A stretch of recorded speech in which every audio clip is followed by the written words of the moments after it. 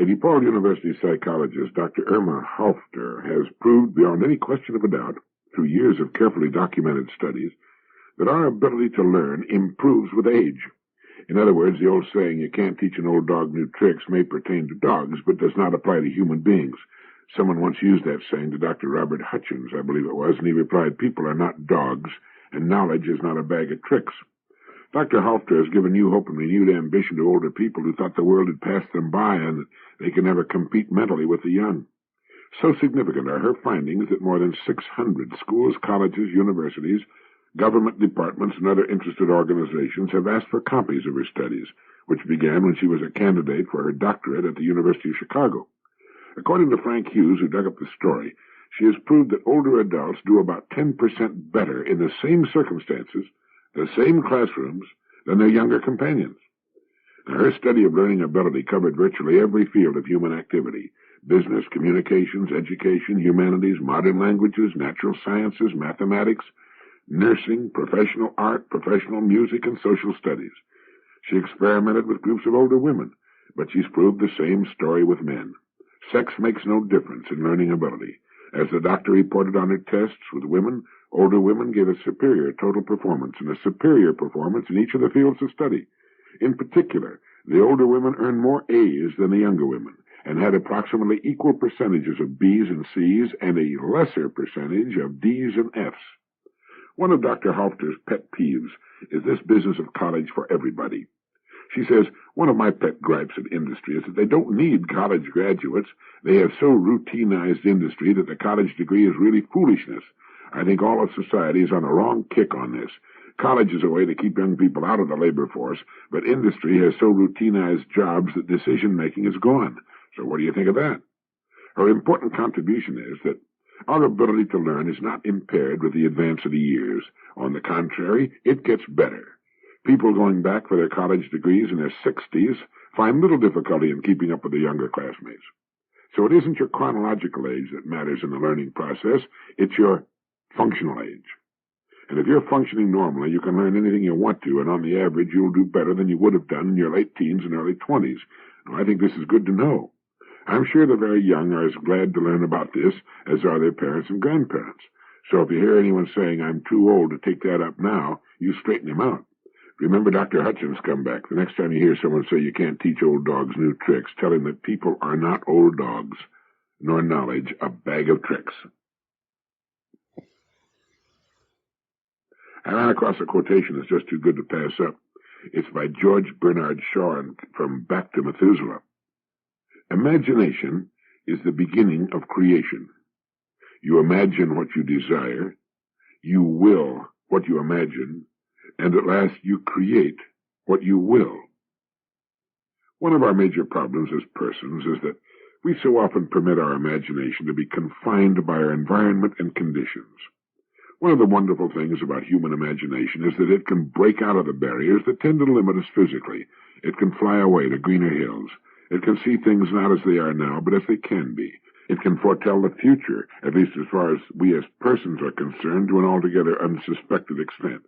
It can draw the colorful mental images that we hope someday to turn into reality. Imagination is the beginning of creation. We imagine thousands of things, of course, but if we understand the power of imagination, we realize that upon which our imagination becomes fixed tends to turn into reality.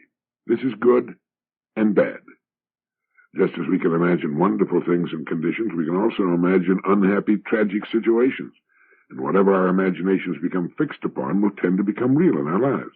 That's why control of the mind is so important. Control in the way we control a car. We want it to take us where we want to go. We don't want it to take us into a ditch or into another car. And so we're alert, and we control its speed and direction. It's the only way to drive successfully. Controlling the imagination, or freeing it along positive, growth-directed lines, will lead us in that direction.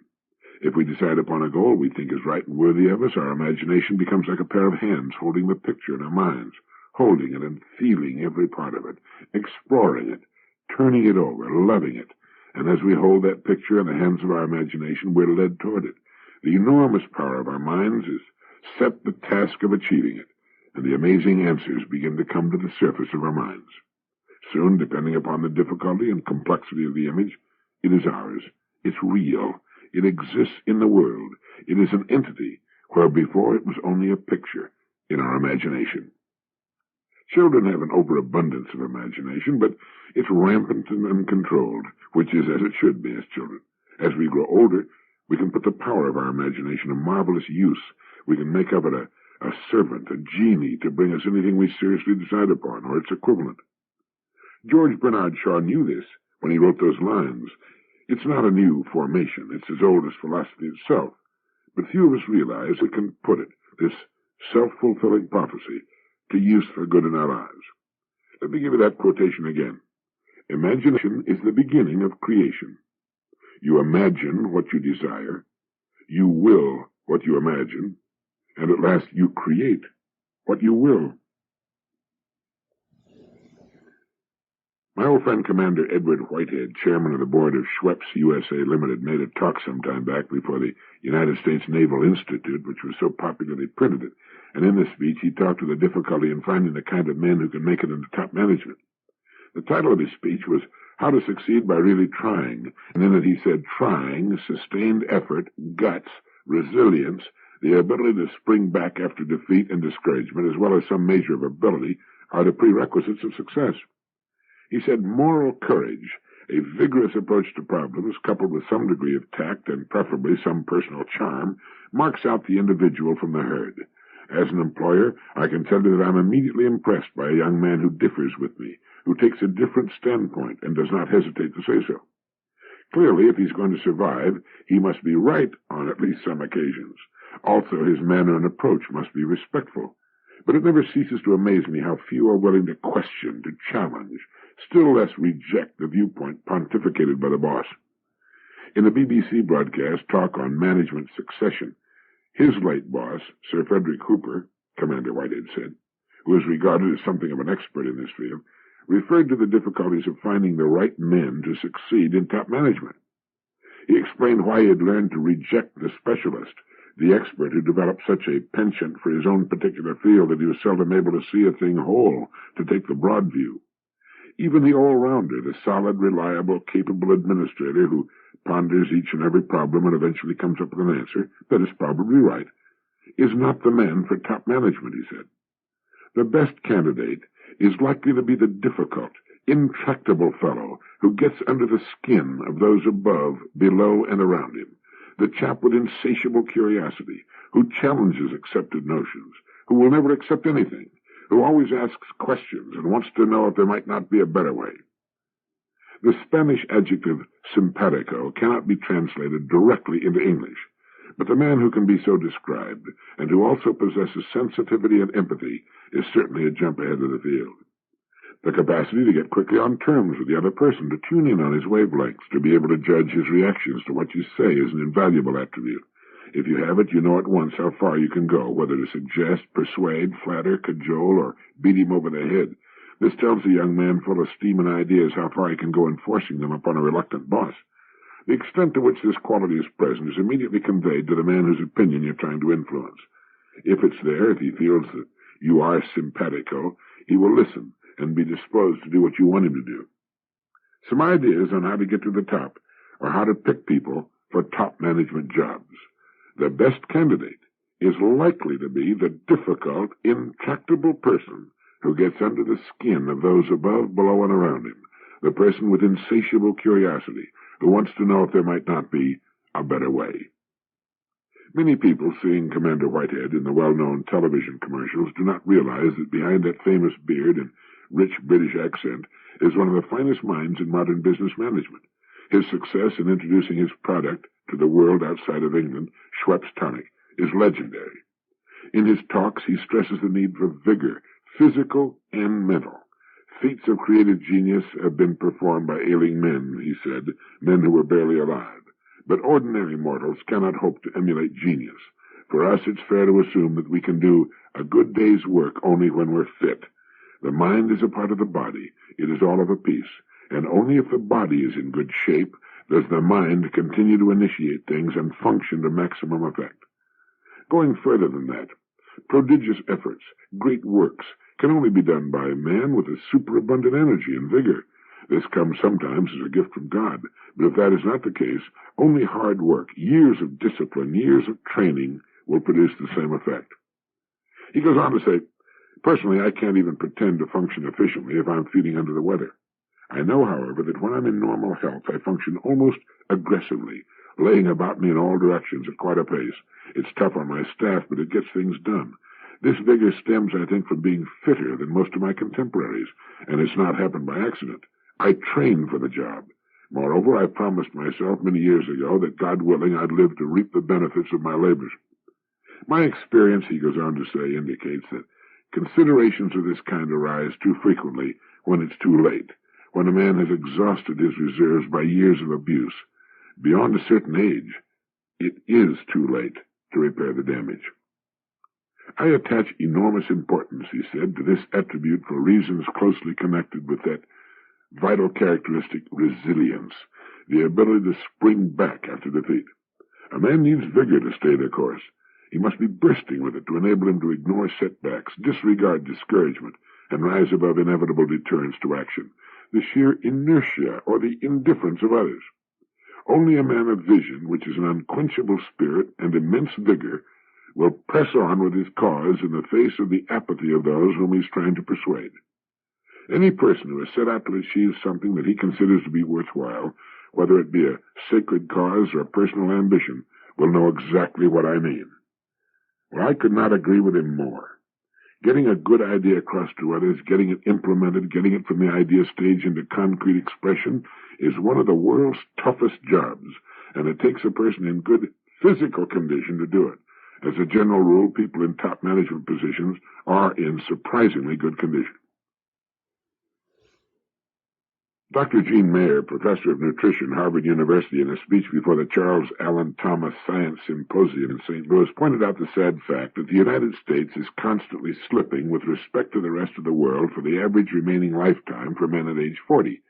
We've gone from 11th in 1966 to 40th and 9th to 23rd for women.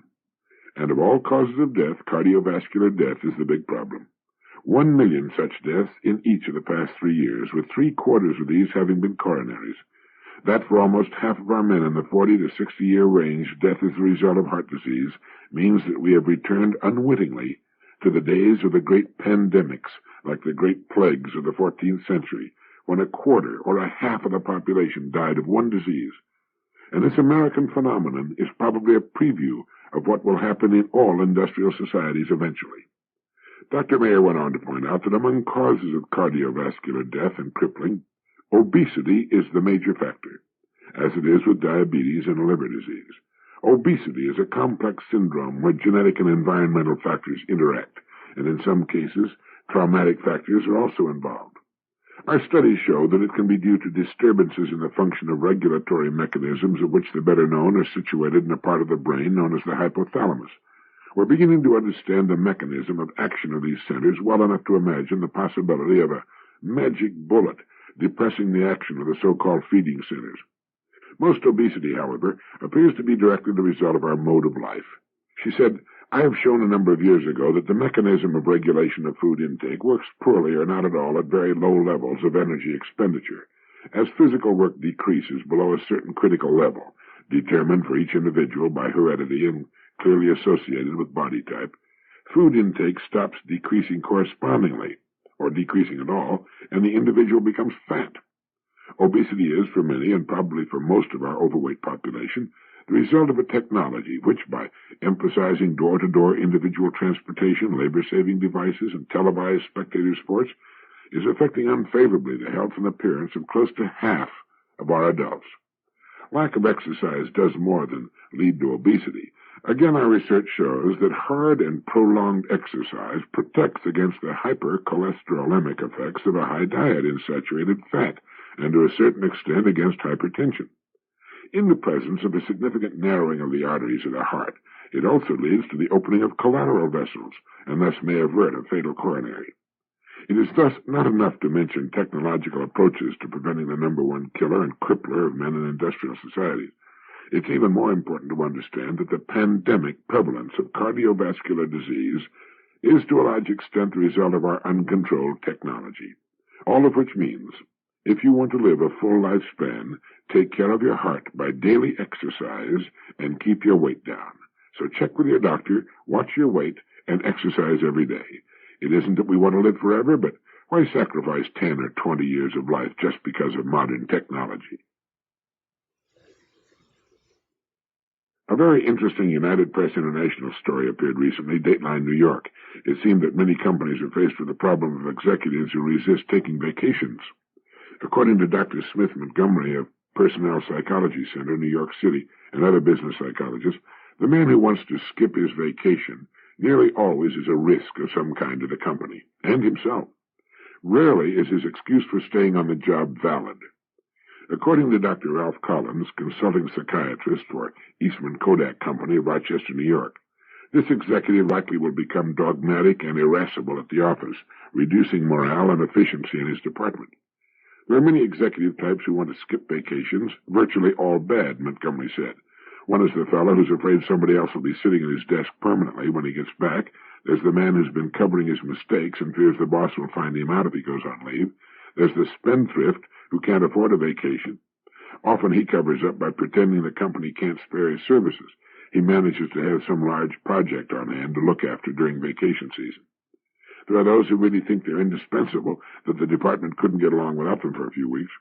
Another is the fellow who has a business of his own on the side which he can't leave. If he can't get away for a trip, he can't see any sense in taking leave from his regular job either. And finally, there's the occasional till-tapper. He's the one who has been doing some stealing and juggling the books and is afraid a surprise audit during his absence would mean prison. Employers are not entirely blameless for this vacation problem, said Montgomery. Business psychologists now and then encounter employers who intimidate employees into not taking vacations in order to save the cost of extra summertime help, or to avoid losing the sales or services of a valuable employee. This is a good way to lose him permanently. I've known businessmen who refuse to take vacations on the theory that they just can't get away, but I've never known of a really valid case. By not taking his vacation, the boss deprives his family of their vacation fund and deprives the employees the pleasure of his absence for at least a short time during the year. As to being indispensable, that's so much papaya juice. Nobody is indispensable, as much as he might like to think he is. Quite often, much to the consternation of the boss, sales increase during his absence. Things actually run more smoothly, and overdue improvements can often be made. So take your vacation, get away from it all, and get a change of scenery, a fresh attitude, and quite often some excellent ideas you wouldn't have gotten otherwise. Yes, Virginia, there are those who resist taking vacations, and where you find them, you will also find problems of various kinds. There was once a manager who had all the tact and consideration for the feelings of others as a wounded wolverine. To him, there was only one way to do things, and that was his way. As far as he was concerned, all other human beings, but especially those in his charge, were revolving morons. The slightest mistake found him frothing at the mouth, cursing, shouting, running around like a crazy wind-up toy with hypertension. The turnover rate in his department was practically 100% per year. He belonged to the old school that's fond of saying, if you want something done right, do it yourself. That statement, incidentally, is the most blatantly conceited, stupid remark ever uttered by a creature famous for making stupid remarks. It assumes that no one else on earth can do a particular job as well as I can. That has to be false on the face of it. What the person who says that really means is, if you want something done the same old way, the way you like to see it done, then do it yourself. Anyway, this manager of whom I speak was a problem for the whole company and was fast becoming about as popular as a cute athlete's foot. Finally, it was suggested to him that he have a frank evaluation session with his people, with the idea of reaching better accord and bringing more peace and productivity into his department. The suggestion was made to him by a person of higher authority, so he went along with it. He got his people together and leveled with them. He wanted their opinions of him and their suggestions as to how their department could be more efficiently operated. Well, it was a revelation. The manager learned that he was not held in high esteem by his people, that they only tolerated his thoughtless and dictatorial methods because of the paycheck. But the most revealing and interesting question came from one of the youngest men in the department. He asked, "Where did you learn to manage others?" Well, this brought about a deep and prolonged silence, and it turned out that this manager had never studied management at all. He had never in his life read a single book on management techniques or how to get along well with other human beings. It seems that he had taken it for granted that management ability came along as standard equipment like a navel at birth. He learned, in fact, that he didn't know the first thing about managing others, and that it might be a good idea if he gave a little thought to the subject, which he did. He began to study everything he could find on the subject. He built a fine library of materials on good management and became, in the process, a very good manager. The turnover in his department dropped to normal, people walked around smiling and whistling for a change, and productivity soared. The moral to the little story is that if you're a manager, have some frank, no-holds-barred evaluation sessions with your people. Tell them that what they say will have no effect on their jobs, and then listen. Getting along well with other people is still the world's most needed skill. With it, there's no limit to what a person can do. We need people. We need the cooperation of others. There's really very little that we can do alone. A really good novel is a rare and wonderful thing. We look forward to getting back to it, and we hate to put it down. Even though we rush through it, we hate to see it come to an end. You'll occasionally hear someone make the comment that he reads only non-fiction. In non-fiction, we seldom see the real truth, as far as people are concerned, except for those books about people written by experts. It is in fiction that the truth may be told. We can easily speak the deepest truth about ourselves when we're putting the words in the mouth of a so-called fictional character. Fictional characters can do or say anything, and we are safe and can say, well, it's only fiction. About the novel Henry James wrote, the advantage, the luxury, as well as the torment and responsibility of the novelist is that there's no limit to what he may attempt as an executant, no limit to his possible experiments, efforts, discoveries, successes. This is what makes writing a novel so exciting a thought to so many people. There's simply no limit as to what may be attempted. But, and this is the but that usually stands between the so-called novelist and his readers. Henry James also said, the only obligation to which in advance we may hold a novel, without incurring the accusation of being arbitrary, is that it be interesting. To be interesting, there's the rub, because to be interesting, you've got to be good. You have to write in such a way that the words themselves, the little black marks on the printed page, disappear, and only the thoughts and ideas and action in the drama, the smoothly flowing dialogue come through. The legend at the beginning of a good novel, the disclaimer about the characters being fictitious and any resemblance to persons living or dead being purely coincidental, is, of course, so much hogwash. The characters are not fictional. They're real. They are people we've met many times or read about in our daily newspaper. Novelists take their characters from real life, changing only the names and places to avoid suit for libel, not for misrepresentation, but for all too accurate a picture of the real person. To get an education, we've got to read a great deal of non-fiction. To be a successful writer, one needs reference books of various sorts, the more the better, all of which are non-fiction. Most of our reading is non-fiction, and that's fine. But if you've never tried good fiction, or have gotten out of the habit of reading good fiction, try it again. I had a letter the other day from a woman, a widow who lives in the South. She said she found much of her existence rather bleak. Good fiction will bring a whole new, exciting, colorful world into our lives. The person who loves books is never very lonely for long. The pages of his books are filled with interesting people who wait his pleasure, ready to entertain at a moment's notice. Yes, a really good novel is a rare and wonderful thing. I've finished 3 excellent novels in the past couple of weeks, and I always keep a couple in my briefcase when I travel.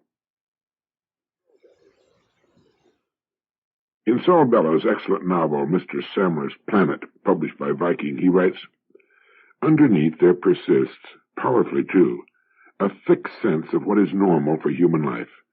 Duties are observed, attachments are preserved, there is work, people show up for jobs. It's extraordinary.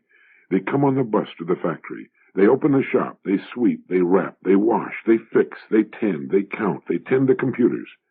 Each day, each night. And however rebellious at heart, however despairing, terrified, or worn bare, come to their tasks.